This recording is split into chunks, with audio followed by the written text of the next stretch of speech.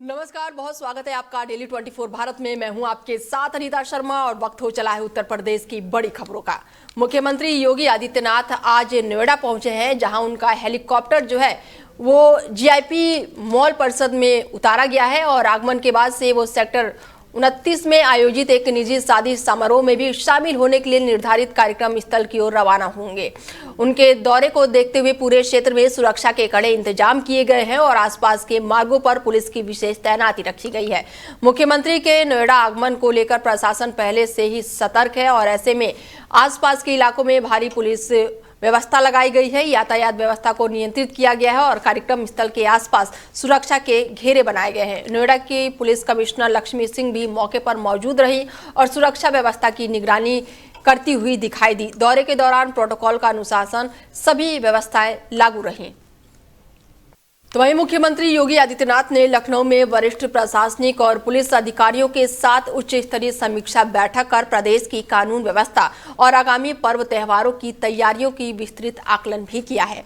बैठक में मुख्य सचिव, अपर मुख्य सचिव गृह और अन्य अपर मुख्य सचिव, डीजीपी और साथ ही नगर निगम और नगर विकास, स्वास्थ्य, आध्यात्मिक शिक्षा सहित कई प्रमुख विभागों के अधिकारी उपस्थित रहे और ऐसे में वीडियो कॉन्फ्रेंसिंग से ये सभी अधिकारी जुड़े रहे। मुख्यमंत्री ने होली, महाशिवरात्रि और रमजान को देखते हुए शांति और सुरक्षा व्यवस्था बनाए रखने के लिए कड़े निर्देश भी जारी किए हैं।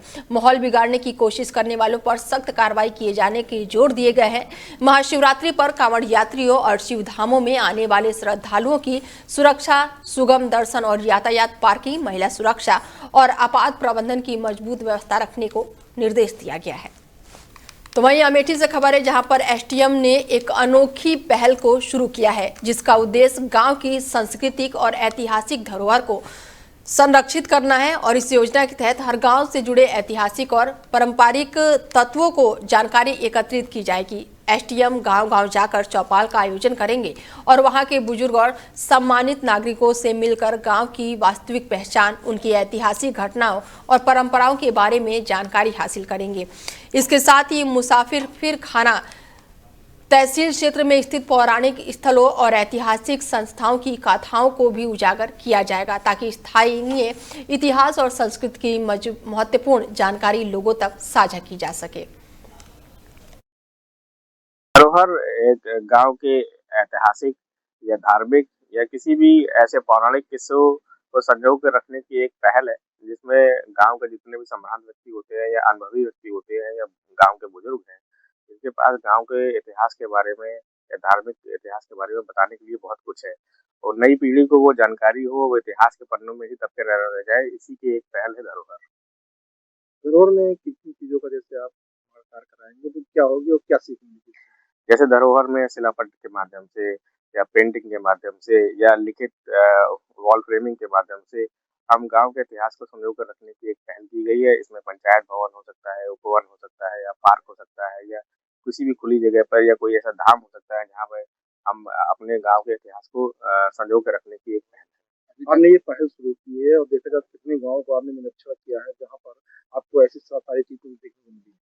जैसे आज मैं कोचित गांव में हूँ, यहाँ पर बहुत ही धार्मिक स्थान है, दंडेश्वर कोचित महाराज का एक मंदिर है और कल मैं दादरा गांव गया था, वहाँ पर भी स्वतंत्रता संग्राम सेनानी के बारे में या हिंगलाज भवानी के मंदिर के बारे में बहुत कुछ बताने को है।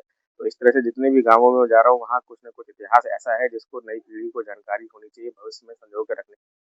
तो वहीं अमेठी में पुलिस अधीक्षक ने कोतवाली का औचक निरीक्षण कर वहां की कार्य प्रणाली और व्यवस्थाओं का विस्तार से जायजा लिया है। निरीक्षण के दौरान कोतवाली परिषद की सभी फाइलों को जांचा गया, कार्यालय संचालन रिकॉर्ड का भी देखा गया है और ऐसे में लंबित विवेचनाओं और पुराने प्रकरणों को प्रगति रिपोर्ट देखी गई है। संबंधित अधिकारियों को निर्देश दिए गए हैं कि मामले का निस्तारण तेजी से और नियम अनुसार किया जाए, ताकि हर फरियादियों की आवश्यक प्रतीक्षा न करनी पड़े। निरीक्षण के समय पुलिस अधीक्षक ने कोतवाली पहुंचकर लोगों से सीधे बातचीत की और उनकी शिकायतें और समस्याएं सुनी और समाधान की प्रक्रिया को प्रभावित बनाने पर जोर दिया। जायज़ तरह किया और निरीक्षण जो है क्या कुछ खास मतलब आपको? आज थाना जायज़ का मेरे द्वारा औचक निरीक्षण किया गया था, जिसमें ये थाने की तत्परता उसको साफ रखने वाला पूरा निरीक्षण किया था और साथ ही साथ जो आगामी त्यौहार शिवरात्रि, रमजान और होली के दृष्टिगत भी थाना परिसर में पुलिस कमेटी मीटिंग की आयोजित की। जो समस्याएँ थी उनसे तो पूरा जानकारी की क्या करनी है और क्या व्यवस्था करनी है और सुसंगत डायरेक्शंस भी हमने जायज तरह किया औचक निरीक्षण जो है। तो वहीं बागपत में आयोजित राष्ट्रीय स्वयंसेवक संघ के शताब्दी समारोह कार्यक्रम में विश्व हिंदू परिषद की नेता साध्वी प्राची ने मंच से संबोधन करते हुए पश्चिम बंगाल के विधायक हुमायूं कबीर के बाबरी मस्जिद संबंधित बयान पर तीखी प्रतिक्रिया व्यक्त की है। अपने भाषण में उन्होंने कहा कि अयोध्या में सदियों पुराना बाबरी ढांचा हटाया जा चुका है और भविष्य में भी वैचारिक और राजनीतिक बदलाव के साथ ऐसे मुद्दों पर कठोर निर्णय संभव है। उन्होंने ये भी कहा है कि पश्चिम बंगाल में सत्ता परिवर्तन होने की स्थिति में विवादित संरचनाओं को लेकर नई कार्रवाई देखी जा सकती है। सभा के दौरान साध्वी प्राची ने कश्मीर के हालातों का उल्लेख करते हुए कहा कि यदि कश्मीरी पंडितों ने उस समय प्रतिरोध किया होता तो घाटी की जनसंख्या संरचना अलग होती। उन्होंने केंद्र की रणनीति पर भी टिप्पणी करते हुए कहा कि मजबूत राजनीतिक इच्छा शक्ति बड़े बदलाव से आ सकती है और कुछ नेताओं पर निशाना साधते हुए तीखे शब्दों का भी प्रयोग किया। साथ ही आरएसएस पर प्रतिबंध की मांग उठाने वालों की कड़ी आलोचना भी की। भारत में राष्ट्रीय स्वयंसेवक संघ का 100 वर्ष पूर्ण होने पर हिंदू सम्मेलन, उसमें मैं आई हूँ। बहुत अच्छा कार्यक्रम रहा और इस कार्यक्रम में विभिन्न मुद्दों पर चर्चा। राम मंदिर बन गया है, बाबरी मस्जिद का विध्वंस हुआ, आज से बाबरी मस्जिद का निर्माण जो है वो बंगाल में हो रहा है। वो कह रहे हैं कि किसी में हिम्मत नहीं है कि अगर इस निर्माण को रोक दे। देखिए, हमने जो 550 साल पुराना ढांचा था उसको हटा दिया, इसको भी धीरे से हटा देंगे। आप चिंता ना करिए, आने वाला टाइम जैसे ही सरकार बंगाल में बनेगी तो बाबरी जो बन रही वो भी हट जाएगी। भगवान वाराही हमारे देवता हैं, अवतार हैं और वे जहाँ रहेंगे वहां पर ये समझिए आंख बंद करके कुछ भी खा सकते हैं। भगवान वाराही का चित्र जहाँ है वहाँ सनातन धर्म के मानने वाले ऋषियों की संतान है, रामकृष्ण की संतान है। वहां पर थूक मूत्र जिहादी गैंग नहीं है, इसलिए वहां निसंकोच होकर के भोजन कर लीजिए। और जनसंख्या देके हिंदू समाज के लोग जानबूझ करके अपनी जनसंख्या घटा रहे हैं। केवल ये समझ रहे हैं कि इससे तुम बहुत बड़े मालदार पैसे वाले हो जाएंगे। इन्हें ये पता होना चाहिए ये पैसा इकट्ठा करने वाले बांग्लादेश, पाकिस्तान, अफगानिस्तान, ईरान, इराक में भी सनातन धर्म के थे। जब उनकी संख्या घटी वहां इनको मार दिया गया, इनके धन पर, इनकी कोठियों पर भी कब्जा, इनकी महिलाओं पर भी कब्जा हो गया। इसलिए यहाँ भी वही स्थिति ना हो, इसलिए हम लोग हिंदू समाज को जगा रहे हैं। तो वहीं बलिया में पंडित दीनदयाल उपाध्याय की पुण्यतिथि के अवसर पर पूर्व मंत्री आनंद स्वरूप शुक्ला ने अपने कैंपस कार्यालय पर श्रद्धांजलि सभा का आयोजन किया, जिसमें बड़ी संख्या में समर्थक, कार्यकर्ता और स्थानीय नागरिक शामिल हुए। कार्यक्रम के दौरान उपस्थित लोगों ने पंडित दीनदयाल उपाध्याय के चित्र पर पुष्प अर्पित कर उन्हें नमन किया और उनके विचारों और राष्ट्रीय सेवा के योगदान को याद किया।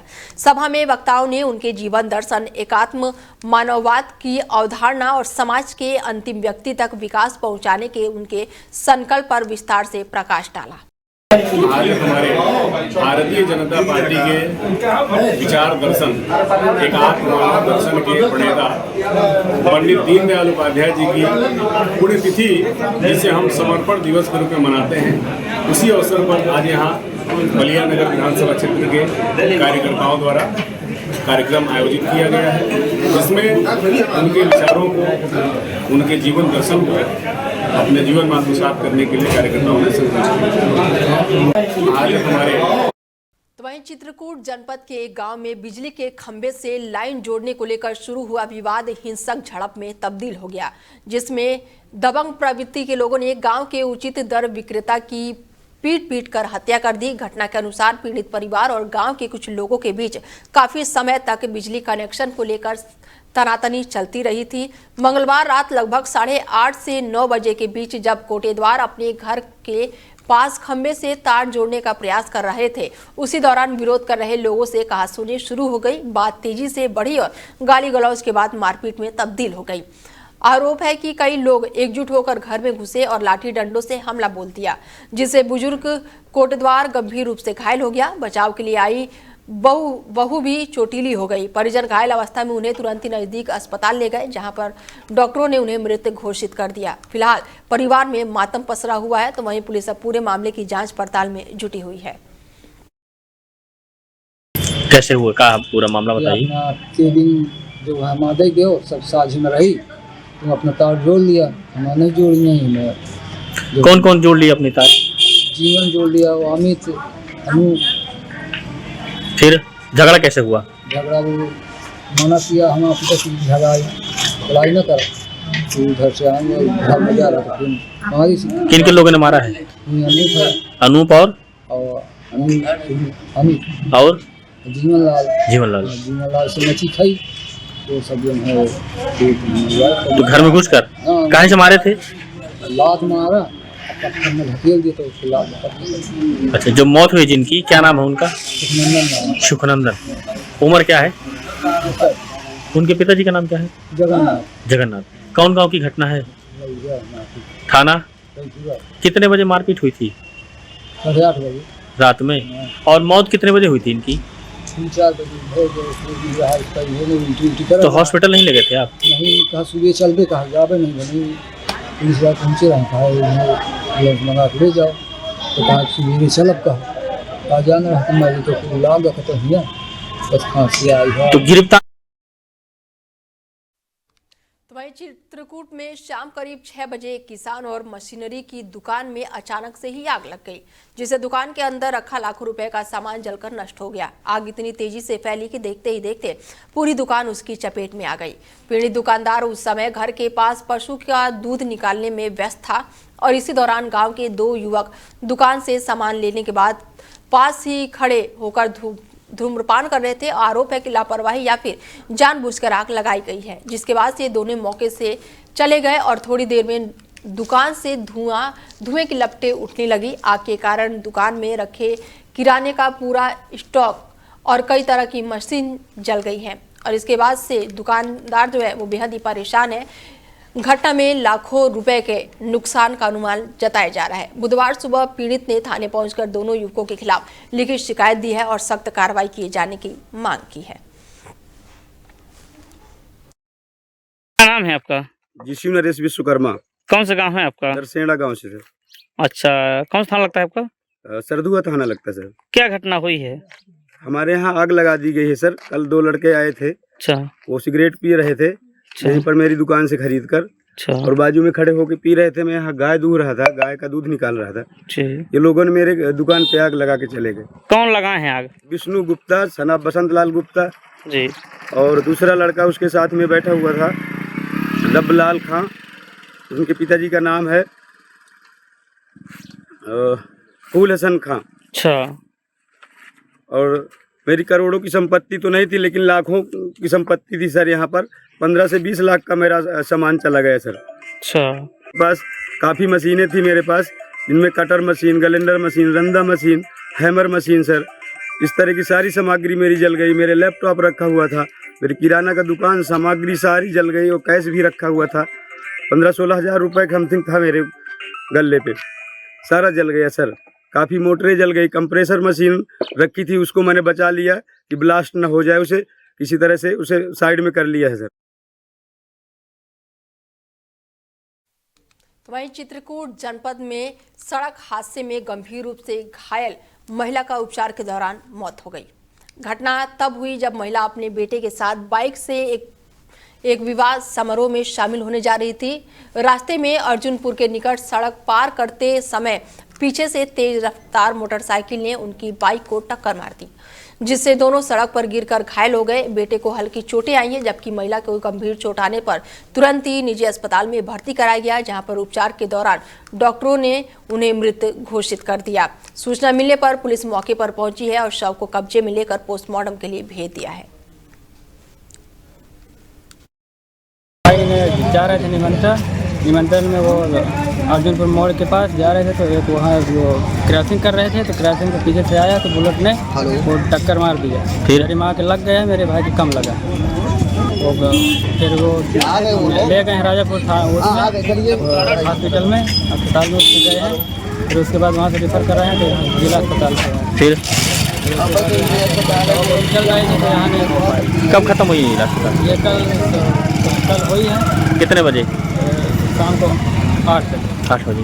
क्या नाम था मृतका का? मम्मी जी। हाँ। मम्मी जी से मीडिया। मीडिया। पति का नाम क्या है? श्री राम राम बच्चन। निवासी कहाँ के थे? प्रसिद्ध थाना पहाड़ी। और ये जा कहाँ रहे थे? गंगापुर में जा रहे हैं। बाइक से? किसके साथ जा रही थी? मेरे भाई के साथ जा रहे हैं। क्या नाम है भाई का? भाई का। वही खबर हरदोई से है, जहां पर सड़क हादसे का मामला सामने आया है, जहां पर एक पिकअप वाहन अनियंत्रित होकर पलट गया, जिससे उसमें सवार एक ही परिवार के 6 लोग गंभीर रूप से घायल हो गए। वाहन हरदोई की दिशा में जा रहा था और सभी लोग एक सामूहिक वैवाहिक समारोह में शामिल होने के लिए पहुंचने वाले थे और अचानक से ही संतुलन बिगड़ने से गाड़ी सड़क किनारे पलट गई और उसमें बैठे लोग घायल हो गए। हादसे के बाद से मौके पर अफरा तफरी मच गई। स्थानीय लोगों ने तुरंत ही पुलिस और एम्बुलेंस सेवा को सूचना दी। सूचना मिलते ही पुलिस मौके पर पहुंची और स्वास्थ्य विभाग की टीम घटनास्थल पर पहुंची और घायलों को तुरंत ही अस्पताल में भर्ती कराया गया। आज दिनांक 12 फरवरी 2026 को थाना कछौना क्षेत्र अंतर्गत हरदोई लखनऊ हाईवे पर ग्राम कटिया मुंह के पास एक पिकअप डाला अनियंत्रित होकर पलट गया। डाला में करीब 15 लोग सवार थे जो संडीला से हरदोई की तरफ जा रहे थे। घायलों को इलाज हेतु थाना स्थानीय पुलिस द्वारा सीएससी कछौना भेजा गया है, जिनमें से गंभीर रूप से घायल 2 व्यक्तियों को जिला अस्पताल रेफर कर दिया गया। पुलिस द्वारा तो वहीं सीतापुर में भी एक भीषण सड़क दुर्घटना ने 3 लोगों की जान ले ली है। बड़ी जानकारी बता दें कि तेज रफ्तार डंपर और बाइक की जोरदार भिड़ंत हो गई है। बताया जा रहा है कि ओवरटेक की कोशिश के दौरान डंपर ने बाइक को टक्कर मार दी। टक्कर इतनी जोरदार थी कि बाइक सवार 3 लोग वाहन के नीचे आ गए और मौके पर ही उनकी जान चली गई। मृतकों में से एक ही परिवार के पिता और पुत्र भी शामिल है। घटना के तुरंत बाद ही आसपास के लोगों की भीड़ जमा हो गई और इलाके में अफरा तफरी का माहौल बन गया। स्थानीय लोगों ने तत्काल ही इसकी सूचना पुलिस को दी और खबर मिलते ही थाना पुलिस टीम मौके पर पहुंची, शव को कब्जे में लिया और आगे की कार्रवाई शुरू कर दी। मिर्जापुर में भारतीय किसान यूनियन से जुड़े पदाधिकारी और कार्यकर्ताओं ने जिला मुख्यालय पहुंचकर जोरदार प्रदर्शन किया और अपने विभिन्न मांगों को लेकर जिला अधिकारी को ज्ञापन सौंपा है। प्रदर्शन के दौरान किसानों ने राजस्व अभिलेखों से जुड़े समस्याओं और स्थानीय स्तर पर रोजगार के मुद्दे को प्रमुखता से उठाया। संगठन के प्रतिनिधियों ने बताया कि खतौनी में अंश निर्धारण से संबंधित कई त्रुटियां दर्ज की गई है, जिन्हें कारण किसानों को जमीन संबंधित कार्यों में दिक्कतें आ रही हैं। उन्होंने मांग रखी है कि इन गलतियों का समयबद्ध सत्यापन कराना और संशोधन कराया जाए ताकि किसानों को अनावश्यक प्रशासनिक परेशानियों से राहत मिल सके। इस प्रदर्शन का सबसे पहले प्रकरण हमारा ये है कि जो हम लोगों को रोजगार के लिए बाहर जाना पड़ता है, मुंबई जाते हैं, कोलकाता जाते हैं और वहाँ पे हमारे साथ दुराचार होता है, तो जब औद्योगिक प्लांट बड़े बड़े उद्योगपतियों के हमारे जनपद में लग रहे हैं तो क्यों ना हमें यहाँ पहले नौकरी दी जाए।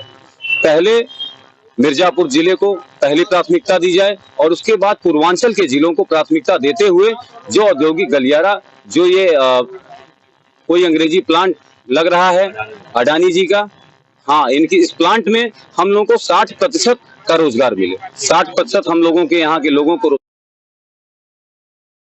तो वहीं पीलीभीत जिले में पुलिस का ऑपरेशन लंगड़ा अभियान लगातार जारी है और इसी क्रम में पूरनपुर कोतवाली क्षेत्र में भगवंतपुरा गांव के पास चेकिंग के दौरान पुलिस टीम के संदिग्ध गौ तस्करों से मुठभेड़ भी हुई है। पुलिस वाहन जांच कर रही थी और तभी बाइक सवार 2 संदिग्ध व्यक्ति पुलिस को देखकर तेज गति से भागने लगे।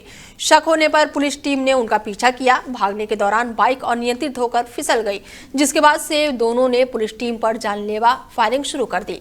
खतरा देखते हुए पुलिस ने आत्मरक्षा में जवाबी कार्रवाई की, जिसमें दोनों संदिग्धों के पैर में गोली लगी और वो घायल हो गए। मौके पर उन्हें पकड़ लिया गया है और तुरंत उपचार के लिए अस्पताल भेजा गया है। तलाशी लेने पर उनके पास से अवैध हथियार और गौकशी से जुड़े उपकरण भी बरामद हुए हैं।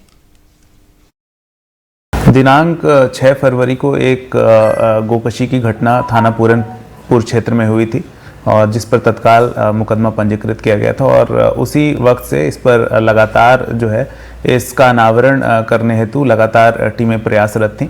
उसी के क्रम में कल एक सूचना प्राप्त होने के क्रम में पुलिस की पार्टियां थाना पूरनपुर क्षेत्र में गश्त में थीं और वहां पर दो अभियुक्त जो है वो आए और उनको जब रोका गया तो उन्होंने पुलिस पर फायरिंग की, जिस के जवाब में पुलिस द्वारा भी आत्मरक्षार्थ फायरिंग की गई। उसमें दो जो लोग हैं उनको पैर में गोली लगी है, उनको तत्काल उपचार हेतु हॉस्पिटल भेजा गया।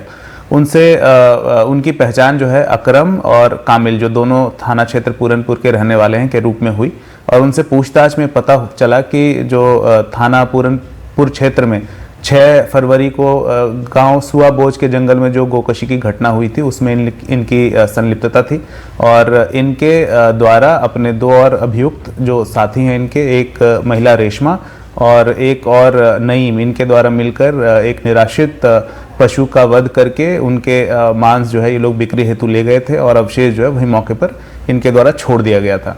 दिनांक 6 और खबरों में आगे बढ़ते हैं और बड़ी जानकारी निकलकर सामने आ रही है कि राजपाल यादव की जमानत याचिका जो है वो खारिज हो चुकी है। बड़ी जानकारी आपको दे दें कि राजपाल यादव की जमानत याचिका खारिज, चेक बाउंस केस में ये बड़ी चीजें देखने को मिल रही है। जज ने कहा है कि वादा खिलाफी को लेकर ये बयान दिया गया है, वादा खिलाफी की वजह से ही जेल जाना पड़ा। जज का बड़ा बयान है और ऐसे में 5 करोड़ के लोन मामले में ये बड़ी कार्रवाई की गई है। 5 करोड़ के लोन मामले में फंसे हैं अभिनेता राजपाल यादव। बड़ी जानकारी आपको दे दें, 5 करोड़ के लोन मामले में फंसे हैं अभिनेता राजपाल यादव और ऐसे में जमानत याचिका जो है उनकी खारिज हो चुकी है। इस वक्त की बड़ी जानकारी, अगली सुनवाई जो है सजा पर रोक लगाने की मांग को कोर्ट ने सिरे से नकार दिया है। बड़ी जानकारी आपको दे दें कि राजपाल यादव को जमानत नहीं मिली है और 16 को फिर से होगी सुनवाई। राजपाल यादव को अभी कुछ दिन और तिहाड़ जेल में ही रहना होगा और आज दिल्ली हाई कोर्ट ने उनके केस की सुनवाई की, जिसके बाद से अब अगली तारीख जो है वो 16 फरवरी की गई है। राजपाल यादव इन दिनों गंभीर कानूनी संकट से गुजर रहे हैं और राजपाल यादव इस समय दिल्ली के तिहाड़ जेल में बंद है और उन्हें 9 करोड़ रुपए चुकाने हैं और जिसके लिए बॉलीवुड स्टार हालांकि आगे आए हुए हैं। इसमें सोनू सूद भी है, तेज प्रताप यादव भी है और इसके साथ ही अब उनकी जमानत याचिका खारिज हो चुकी है। 5 करोड़ के लोन मामले में फंसे हुए हैं अभिनेता राजपाल यादव। अगली सुनवाई तक जेल की सलाखों के पीछे रहेंगे एक्टर। खबरों में आगे बढ़ते हैं और खबर यूपी के पीलीभीत से है, जहां पर सदर क्षेत्र के विधायक और प्रदेश सरकार में मंत्री संजय सिंह गंगवार लखनऊ पहुंच चुके हैं और मुख्यमंत्री योगी आदित्यनाथ से शिष्टाचार भेंट की। मुलाकात के दौरान संजय सिंह गंगवार ने मुख्यमंत्री योगी आदित्यनाथ को राम राज्य विषय पर आधारित पुस्तक भेंट कर सम्मान व्यक्त किया और प्रदेश में चल रहे सुशासन और विकास मॉडल को सराहना की है। बैठक के दौरान वातावरण औपचारिक और तो वहीं बदायूं में अधिवक्ताओं ने रामपुर जिले में हाल ही में एक वकील की गोली मारकर हत्या की घटना के बाद से जोरदार विरोध प्रदर्शन किया और अपनी नाराजगी व्यक्त करते हुए जिलाधिकारी को ज्ञापन सौंपा और इस दौरान बड़ी संख्या में अधिवक्ता एकजुट होकर कलेक्ट्रेट पहुंचे और कानून व्यवस्था को लेकर चिंता जताई। प्रदर्शन में बार एसोसिएशन से जुड़े सभी पदाधिकारी और सदस्य शामिल रहे। ज्ञापन के माध्यम से अधिवक्ताओं ने मांग रखी कि हत्या की घटना में शामिल सभी आरोपियों को शीघ्र गिरफ्तारी सुनिश्चित की जाए और उनके खिलाफ कठोर कानूनी कार्रवाई की जाए।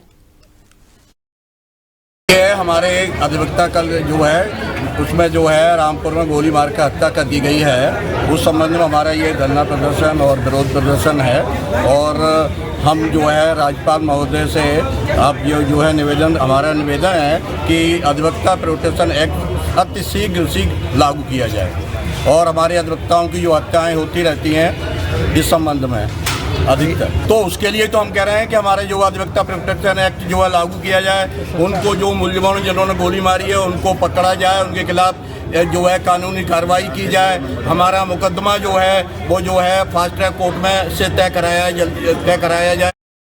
तो वहीं संभल में खाद के गड्ढे के लिए चिन्हित भूमि पर बने एक मदरसे को हटाने के लिए प्रशासन ने बुलडोजर कार्रवाई शुरू कर दी है।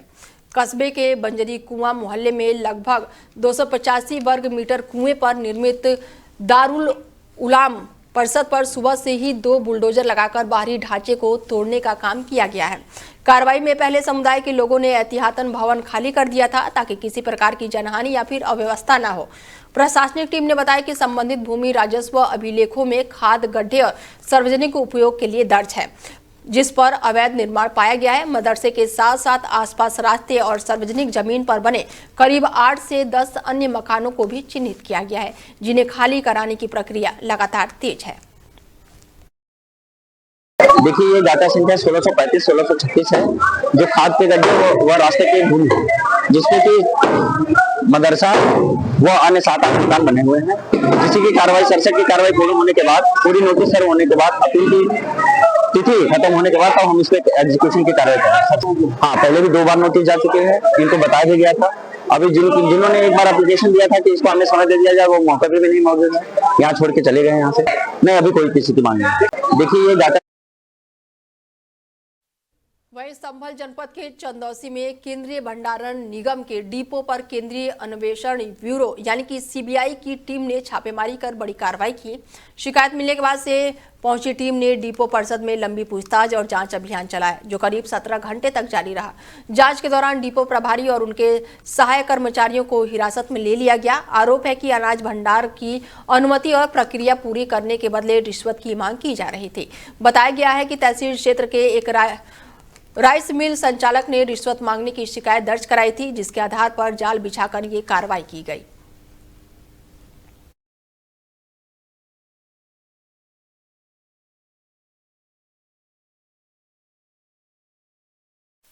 फिलहाल बुलेटिन में मेरे साथ इतना ही। दीजिए इजाजत, नमस्कार।